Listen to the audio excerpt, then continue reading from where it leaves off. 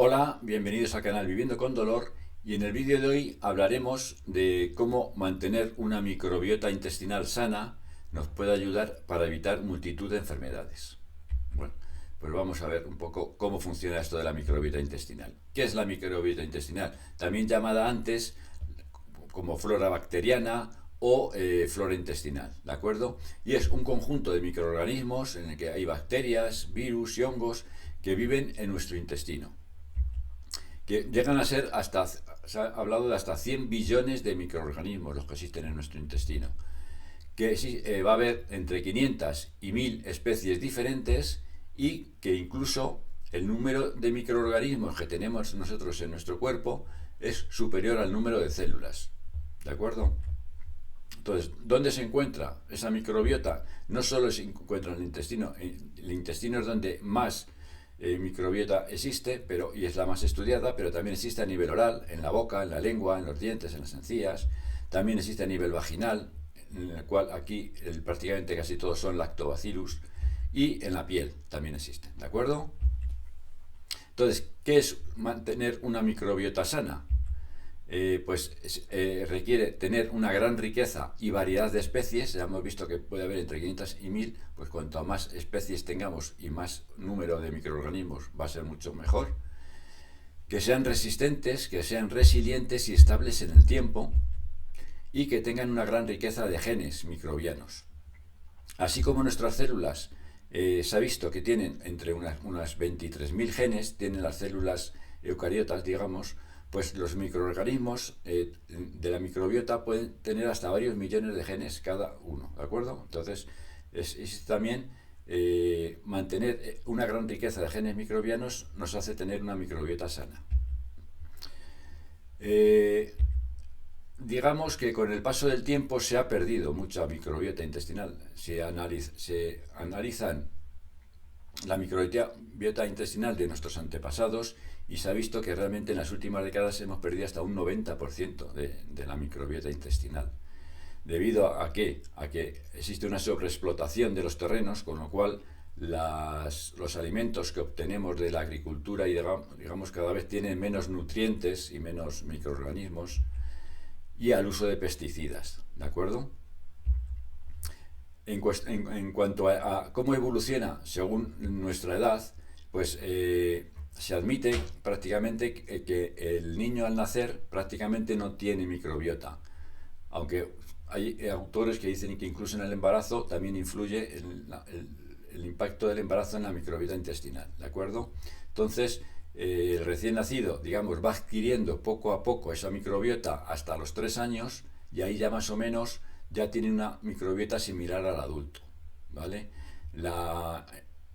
Esa microbiota se va a mantener estable en el tiempo hasta que llegamos a una edad ya un poco, digamos, de la vejez, en la cual ya va a existir una pérdida, menor diversidad e incluso incremento de grupos bacterianos potencialmente nocivos. ¿Qué funciones tiene esta microbiota? Bueno, pues vamos a tener que tiene múltiples funciones. En cuanto a funciones metabólicas, se ha visto que estos microorganismos son capaces de sintetizar ácidos grasos de cadena corta, como pueden ser el acetato, el propionato y el butirato, que son potentes antiinflamatorios, ¿de acuerdo? También es síntesis de vitaminas, entre, por ejemplo, la vitamina K y las del grupo B. Igualmente facilitan la absorción del magnesio, del calcio y del hierro y intervienen también en el metabolismo de los ácidos biliares. Por otro lado, también tiene funciones defensivas, ya que compiten con los patógenos por los nutrientes, ¿de acuerdo?, que tomamos. Son capaces también de segregar compuestos antimicrobianos, sintetizan proteínas antimicrobianas y estimulan, por ejemplo, la secreción de la inmunoglobulina A, digamos, potencia el sistema inmunitario. Y por otro lado también tiene una función trófica, es decir, regulan el desarrollo del epitelio intestinal, mantienen esa integridad del epitelio intestinal. Mantener una permeabilidad intestinal sana es muy importante, porque así evitamos que pasen al torrente sanguíneo sustancias tóxicas con las que tendrán que luchar nuestro sistema inmunitario y que es fuente de numerosas enfermedades, ¿de acuerdo? Por otro lado, también va a regular el funcionamiento del sistema inmunitario, ya que ayuda al sistema inmunitario a distinguir entre elementos nocivos y elementos amigos, ¿de acuerdo? Y estimula el peristaltismo a nivel de... Y por último, también tiene unas funciones cognitivas, ya que se ha visto que existe una gran conexión entre intestino y cerebro. Incluso hay autores que establecen que el intestino es un poco como un segundo cerebro, ¿de acuerdo? Ya que influye sobre el estado de ánimo, se ha visto, y también sobre el comportamiento, ¿de acuerdo? Bueno, vamos a definir como eubiosis es cuando existe un estado de equilibrio que nos va a permitir un funcionamiento adecuado de nuestra microbiota intestinal, y disbiosis cuando realmente esta microbiota está alterada, por lo cual da un lugar a multitud de enfermedades. Es decir, al estar alterada esta microbiota, se rompe esa permeabilidad, aumenta esa permeabilidad y entran al torrente sanguíneo toxinas, digamos, que son lo que nos va a producir numerosas enfermedades. Síntomas de cuando tenemos la disbiosis, es decir, cuando tenemos alterada esa microbiota, pues va a ser la distensión abdominal, las malas digestiones, tener gases, diarrea o estreñimiento, ¿de acuerdo? E incluso va a ser fuente de muchas enfermedades. El aumento de la permeabilidad intestinal, esas toxinas van a pasar al torrente sanguíneo, como hemos visto, y que pueden producir existir sobrecrecimiento bacteriano, lo que se llama el SIBO, puede producir alergias, enfermedades autoinmunes, infecciones, también pueden dar síndrome metabólico, hígado graso, cáncer y Alzheimer, ¿de acuerdo? Es decir, que el tener alterada esa permeabilidad intestinal va a producir un gran número de enfermedades.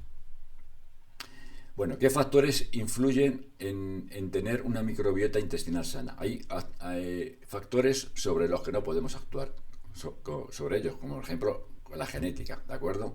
El modo de nacimiento. Se ha visto, por ejemplo, que no es lo mismo tener un parto vía vaginal, en la cual el recién nacido va a recibir la microbiota intestinal y vaginal de la madre, a nacer vía cesárea, en la cual la microbiota la va a recibir de la piel y del entorno hospitalario, es decir, que influye el modo de nacimiento. Incluso la edad gestacional. No es lo mismo nacer prematuro que nacer, por ejemplo, con 40 semanas. Es decir, no es lo mismo.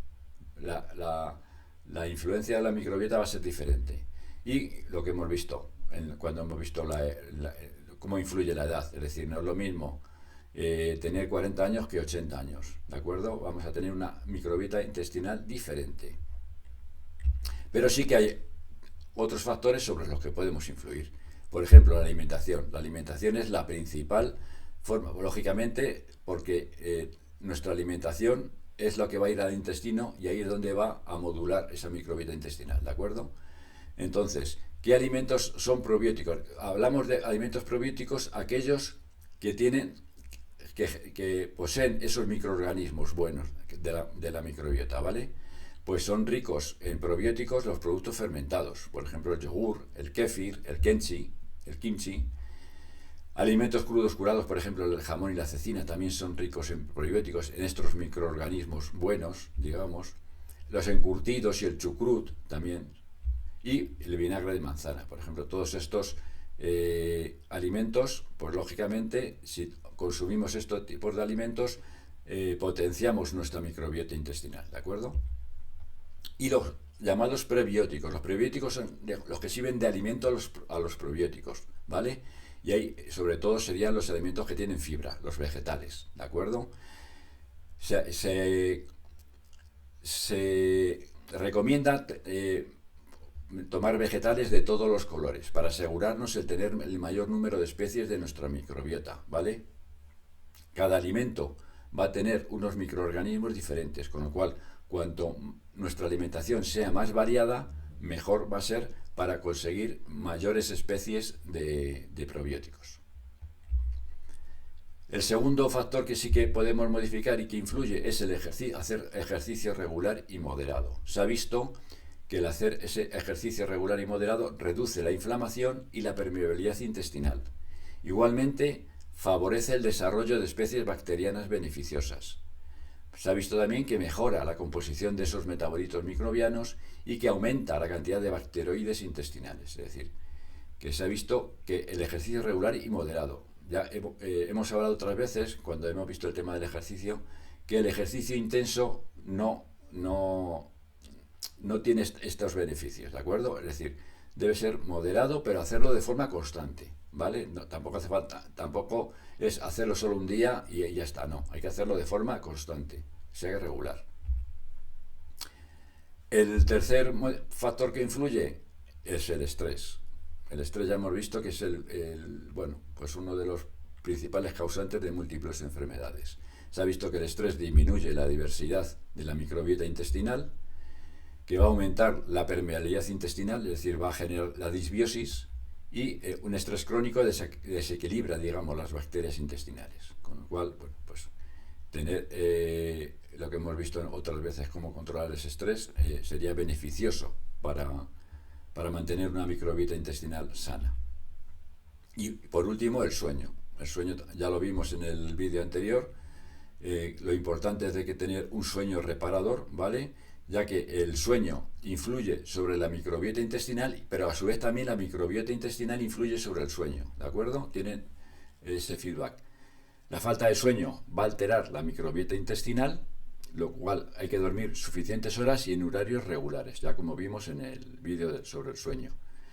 A su vez, la microbiota intestinal produce neurotransmisores que favorecen el sueño, es decir, tener una buena microbiota intestinal va a favorecer que tengamos un sueño reparador, ya que se ha visto que segrega serotonina, GABA, dopamina y melatonina, que son, digamos, neurotransmisores que favorecen el sueño. Y por otro lado también se ha visto que la microbiota intestinal produce butirato, lo que hemos visto antes, ácidos grasos de cadena corta, que favorece igualmente el sueño. Es decir que, por un lado, un sueño reparador favorece nuestra microbiota intestinal, pero tener una microbiota intestinal sana y potente, digamos, favorece también que tengamos ese sueño reparador. Entonces, bueno, en definitiva, ¿cómo mantener esa eubiosis, digamos, ese equilibrio? Bueno, pues los autores recomiendan contacto con la naturaleza y el sol, hacer deporte, no tomar drogas, como pueden ser el alcohol o el tabaco, evitar la sobrehigiene. Ya hemos visto que existe también microorganismos a nivel de la piel, con lo cual si nos lavamos demasiado y con champús corrosivos y demás, lo que hacemos es eliminar esos microorganismos, esa flora que tenemos ahí en la piel. Por lo cual también se deben evitar desodorantes, perfumes y maquillajes repletos de químicos, ¿de acuerdo? Bueno, si llegamos a perder esa microbiota intestinal y empezamos a enfermar y a tener problemas, pues eso, de diarreas, de dolores abdominales, bueno, pues cómo recuperar ese equilibrio, cómo recuperar la eubiosis, ¿vale? En un primer momento, lo que hemos visto, que lo principal, alimentación, ¿de acuerdo? Tiene que ser muy variada para que realmente consumir todos los elementos nutricionales y cuanto más variada sea nuestra alimentación, conseguiremos que nuestras cepas también sean lo más variada posible, las cepas microbianas, ¿de acuerdo? Con la variedad de nuestra alimentación, lo que aumentamos es la variabilidad bacteriana. Se ha visto, por ejemplo, que a nivel de las dietas keto, pues puede existir un déficit de magnesio y de potasio, o por otro lado, por ejemplo, en una dieta vegana, pues puede existir un déficit de vitamina D, de vitamina B12, es decir, que bueno, conviene de cara a nuestra microbiota intestinal, cuanto una alimentación sea más variada, mejor. Y sobre todo, hay que tener mucho cuidado con el tema de consumir ciertos fármacos que nos alteran esa flora bacteriana, esa microbiota, como puede ser los antiinflamatorios y los antibióticos. Muchas veces se recomienda, después de haber tomado antibióticos, tomar probióticos, ¿de acuerdo? Para compensar ese daño a la microbiota que producen tanto los antiinflamatorios como los antibióticos. En un segundo lugar, si realmente con esta alimentación variada no se consigue recuperarla, en segundo lugar lo que tendríamos que hacer es cómo compensamos estas pérdidas, ya que ya hemos visto antes que los terrenos han perdido flora bacteriana, con lo cual, debido a la sobreexplotación y al uso de pesticidas, con lo cual, ¿cómo podemos compensarlo? pues lógicamente tendríamos que tomar alimentos ricos en probióticos, ¿de acuerdo? Lo que hemos visto antes, consumo de alimentos fermentados, como el yogur, el kefir y el kimchi, alimentos crudos curados, por ejemplo, el jamón y la cecina, tomar encurtidos, chucrut y vinagre de manzana. Es decir, estos alimentos ricos en probióticos nos ayudan a recuperar esa microbiota intestinal. Si con eso no lo conseguimos, el tercer paso sería ya pues tomar suplementos, ¿de acuerdo? Se pueden tomar como suplementos tanto prebióticos como probióticos. ¿Qué probióticos debemos tomar como suplementos? Aquellos que tengan gran variabilidad de cepas probióticas, es decir, que tengan bastantes cepas probióticas para lo que hemos visto de la importancia de la variedad, ¿de acuerdo? Que tengan respaldo científico, esas cepas probióticas, y que sean cepas humanas y de cuarta generación para garantizar que lleguen vivas y logren resultados a largo plazo, ¿de acuerdo? En nuestro organismo. Por último, si todo esto nos sigue sin ser suficiente, pues ya el cuarto paso y definitivo sería un poco un estudio de esa microbiota intestinal. ¿Y cómo se hace ese estudio de la microbiota intestinal? Pues con un análisis de la materia fecal, ¿de acuerdo? Con un análisis de la materia fecal podemos ver qué probióticos tenemos en un estudio de nuestra microbiota y ver un poco qué nos falla, un poco aquellas cepas que nos fallan, con lo cual podemos hacer probióticos personalizados, ¿de acuerdo? En base a lo que nos falta de esa microbiota. Eso sería un poco el último recurso ante si hemos probado lo anterior y no ha funcionado. Un poco a ver por qué seguimos teniendo esos problemas intestinales, ¿de acuerdo? Problema de ese análisis de la materia fecal, pues al final es una foto fija en ese momento y no es evolutiva, pero bueno, siempre nos dará ideas de qué podemos tomar para mejorar nuestra microbiota intestinal. Bueno, ¿qué conclusiones podemos sacar de todo lo que hemos visto hasta ahora? Que la alteración de la microbiota intestinal o disbiosis es una fuente de multitud de enfermedades, ¿de acuerdo? Que mantener una permeabilidad intestinal adecuada o eubiosis es crucial para nuestra salud y que con la edad vamos perdiendo microbiota, pero con una alimentación variada, realizar ejercicio, control del estrés y un sueño reparador la podemos regenerar, ¿de acuerdo? Pues muchas gracias. Si habéis llegado hasta aquí y os ha gustado el vídeo, darle al like y compartirlo con vuestros amigos para apoyar el canal, y si todavía no lo has hecho, pues suscríbete y activa las notificaciones para que no os perdáis ningún vídeo, ¿de acuerdo? Y si queréis dejar algún comentario, pues abajo en comentarios lo podéis realizar, ¿de acuerdo? Venga, nos vemos en el siguiente vídeo.